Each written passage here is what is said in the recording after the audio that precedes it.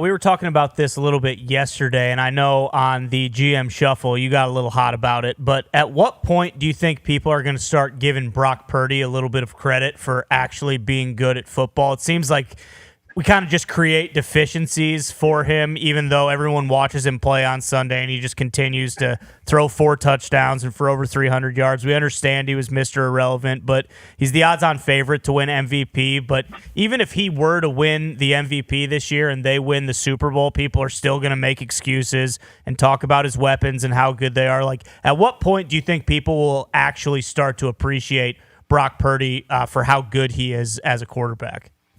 I think it's hard to make people understand the game of football. They see it their way and they just won't change, and so it's hard to get them to see the obvious. And this is really obvious. I mean, look, I'm embarrassed to say I was in a scouting profession and this kid went in the 7th round. How did you recognize it as somebody better?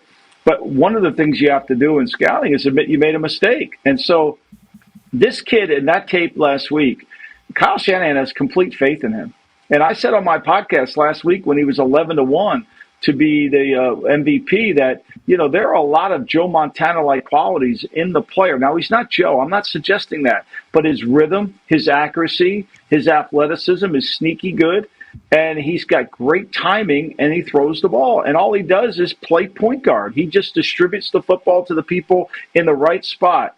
And they have confidence in him. And he's likable. The team loves him.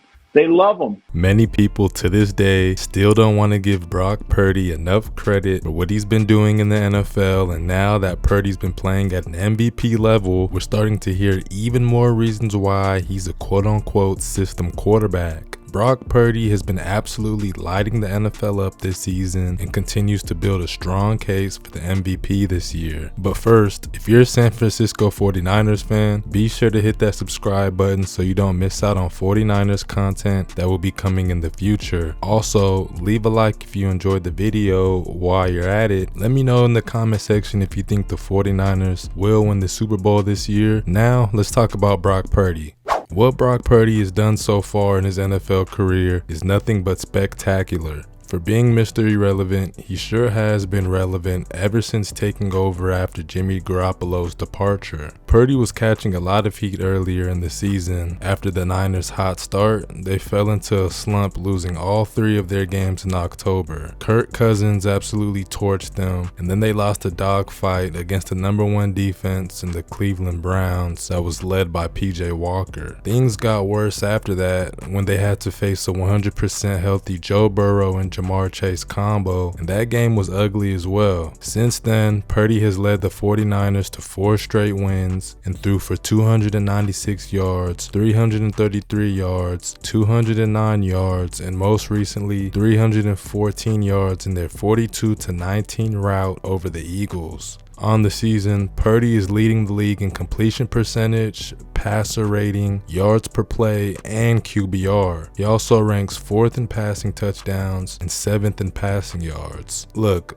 Purdy obviously has great players around him, plays in a quarterback-friendly system, and has one of, if not the best, offensive head coach in the league. I don't think we should penalize the guy because he's playing on an all-star team. He still has to go out there and make the plays in order to win the game. While we're on topic, let's talk about this 49ers offense.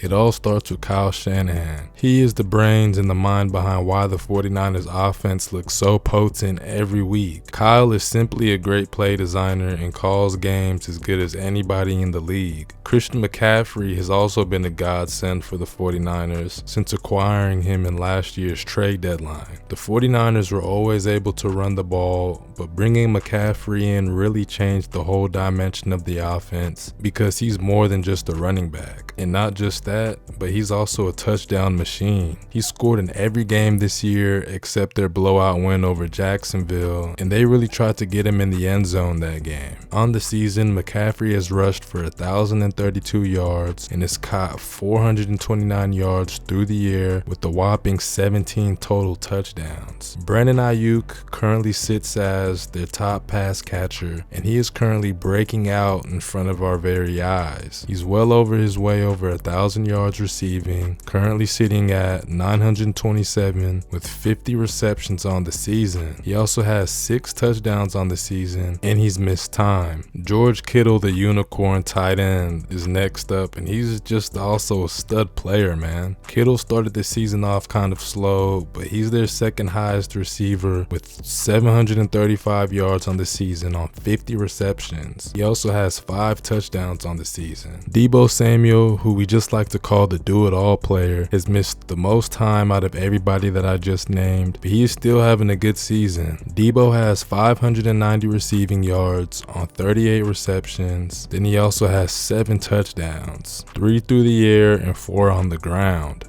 And you know I couldn't talk about this offense and not include Trent Williams, who just continues to age like fine wine, because even at 35 years old, he's still playing at an extremely high level. Pro Football Focus currently gives Trent Williams a grade of 84.3, and he hasn't allowed a sack all year. Outside of left tackle, there isn't much to say about this offensive line because they're pretty lackluster, especially after the departure of Mike McGlinchey. As long as this defense keeps playing elite football since acquiring Chase Young at the deadline, this team should be the Super Bowl favorite and honestly should win it all as long as they don't fall off. The 49ers are set to face the Seahawks Sunday and enter the game as heavy favorites. I believe they will win this game in good fashion. The 49ers continue to roll and Brock Purdy adds to his MVP case. The Seahawks are currently reeling and Geno Smith is entering this game questionable with a groin injury. I'm not too sure when this injury popped up, but when they just played each other a few weeks ago, he was questionable in that game with an elbow injury. So clearly Geno isn't 100%. And he's up for a tough task because this 49ers team is out for blood. Thank you guys for watching the video. Be sure to leave a like if you enjoyed, and let me know who you guys got winning Sunday's matchup in the comments below. Now, I'm going to leave you guys with FS1's and Nick Wright's thoughts of Brock Purdy's MVP case here, and also let me know what you guys think about this.